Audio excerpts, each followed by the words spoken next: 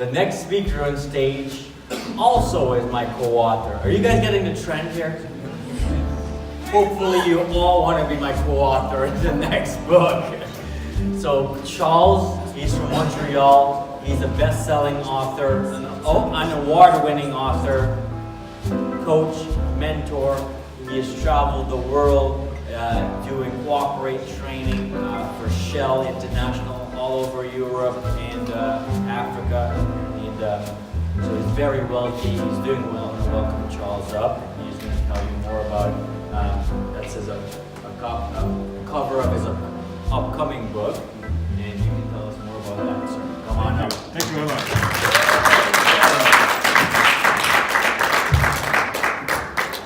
My name is Charles Tchoreret. I come originally from Gabon, Central Africa, but I'm a Canadian citizen. I've been here for almost just over 10 years in Canada, living in Quebec, in Laval, Quebec. And before I started, I worked 25 years in the corporate world. Traveling, working for Shell. It was a beautiful job. I had the opportunity to travel with my family all over the place. We worked in Holland for 4 years, Nigeria for 6 years, in Oman as well for 2 years, and also my home country in Gabon. And when I decided to move to Canada back in 2008, just before 2008, I had a question. I asked myself a question: Do I want to continue to work for someone, look for a job, or do I want to go into business? I decided to start my own business. Didn't know which way to go. I didn't know what to do. I just started a company. I went through some difficult times, some challenges. You don't know anybody in the new country, so you have to, set yourself up again. But after a while, it just happened. You have to be persistent in what you do. And one day, things went a bit. Something happened in my life. Something that really changed my life, and was a total U-turn in my life. And that led me to this, to become an author. It wasn't planned. I always wanted to write, but it just happened because when that situation happened in my life, I had to make a decision either to crumble or to stand up and keep walking. And I thought that the best way for me to have that survival instinct in me, I had to keep walking. But the first time I actually went to that event, I came to Toronto, something in me was telling me, you can't do it. You can't go, you're too affected by whatever you went through. Just stay home, just cry, feel sorry for yourself. I kept telling myself, I can't feel sorry for myself, I have to stand up and go. Even when I called that Uber that day, the Uber came, and I was just in my bag, I couldn't go get out of the house. I decided to go. And I took the Uber, I came to Toronto, and that's where I met Raymond. He came to that event to talk about his program 10 that teaches you how to write a book. And I always wanted to write a book, and I even had the title with me. And he told me, that's a good one, you should go ahead and write a book, it's a good idea. And he came to this, that's the book I started, I decided before this one. Until that young man over there approached me when we went to the same event and told me, what about collaborating for a book on holistic health? And I said, yes, that's a very good idea. And I said, but what am I going to write about? And he told me, on your corporate world experience, you went through something. I thought, yes, a good idea, because as a business, as a corporate person, you travel a lot. You go to different countries, and your diet just changes. You don't keep fit. Everything just go crazy when you're on business trips. And I wrote about that. That's chapter 11. It's the first chapter you should read, by the way, when you get that book. So that's basically me. And I will tell you more about my family at the end of this presentation. I want to talk about the power of decision making. That's the divide between those who dare and those who are driven by fear. The reason why some of we can't decide because we are fearful, because we allow our emotion to take control of us, and we don't make that step that will make a big difference. The reason why I managed to become an author today, because I decided that day that no matter what I was going through, I was going to make that step forward to go. And today, it's just incredible, all the possibilities that just opening up to me. The people I've met, people I would have never, ever met if I hadn't gone to that event. You create your reality, you create your destiny, you take control of your own life. Nobody will do it for you. Even if someone knows what you're going through, until you decide for yourself what you want, nobody will have you. They're going to feel sorry for you, but you have to make it for yourself. Let me tell you a quick story. When I was 8 years old, that was the most terrifying time of my life. Can you imagine 8 years old, you would be terrified by things, by situations in your life? I was really terrified. Why? Because of this guy called Eric. He was 11 years old. He was a terror. And the funny thing, to make matters even worse, we used to drive to school together. My dad's driver, in other words, my car was the one taking us to school. He was bullying everybody in the car. And I got so terrified of that guy because he was so much bigger than me. Now, I was just dreading something. Because that fear in me, I was just wondering, when is it going to be my turn for me to be bullied by that guy? It was taking everybody was just like fearful. So I was torn between like hoping that he will not do anything to me, that maybe it's just like, no, maybe he's going to feel sorry for me. But fear was there. But I had to make a decision that day. Until the day he just stepped on my bag and he broke my slate. He just broke it. And I got so mad. I jumped on the guy, I beat him up. I told myself, my goodness, how did I do that? Because for some reason, something triggered something in me that made me feel, Charles, you can do it. You have to decide.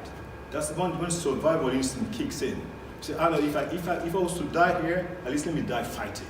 And you have to make a decision. Everything's a bad decision in life. You can make a good decision, you can make a bad decision. So every day we make those decisions. Those decisions can be like just for whatever you're going to wear, who you're going to meet, which movies you're going to watch, who you're going to partner up with, what business you're going to start. So the list goes on.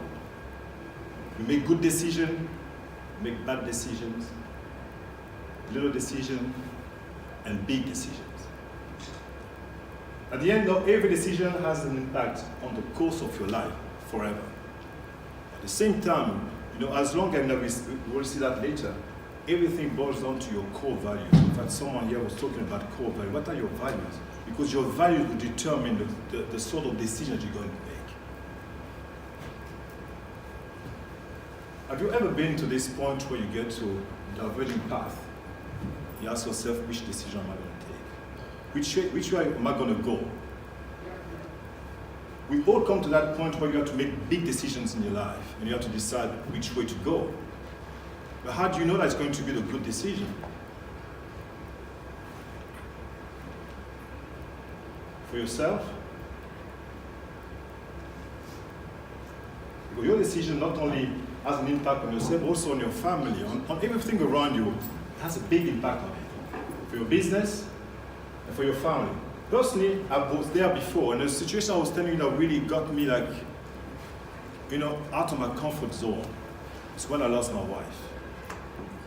A year ago exactly, 27th of December.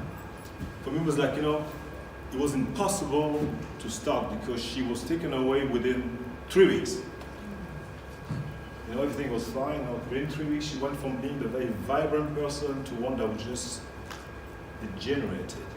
Within 3 weeks, she was gone. Now to decide, okay, how do I start again? Because we used to do business together. She was to plan everything. She was the one in control of that logistics. And then for me, it's like all of a sudden I have to do it by myself. It was just devastating. I told myself I have to still go and do what I have to do. And I did. So I came to that place where I know what I'm talking about. I've experienced that. And one would ask you the question, what is that big decision that you can't make? For some reason. Maybe you want to write a book. Maybe you want to partnership with someone. Maybe you want to meet a friend, maybe to see your mom or your members of your family. We get those nudges every day. Something deep down in you that tells you you have to make that step. You have to go ahead and do it. But we don't do it why? Because we're just too afraid. What if I don't succeed? What if I fail? Maybe I'm not qualified enough. Jim was talking about somebody tell himself, maybe I don't have the university qualification, I don't have the knowledge. We give so many excuses to explain why we can't make decisions. I told myself now after my wife passed away, I need to start seeing more of my friends. If I want to go somewhere, just take off and go. Do something that takes you out of your comfort zone and just experiment. As long as you don't hurt anybody. As long as you remain respectful to people. That's very important. And meditation is very important. That's something that really helped me a lot. To meditate, to reflect on who you are. And to have that power, to ignite that power in you that will allow you to go to the next level. You need that. Because your decisions are usually based on intellect. You don't want the intellect to lead. You want your spirit. The spirit, you get, some people call it God, some say the universe, nature, whatever you call it.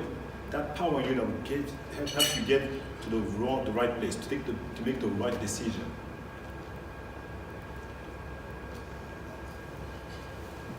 What is standing on the way? Why aren't you doing it? Your inner voice says no, and your logical thinking says yes. And sometimes it goes vice versa. So which one are you going to follow? How do you decide? Until you understand the power that's within you, you're going to base your decision on the intellect.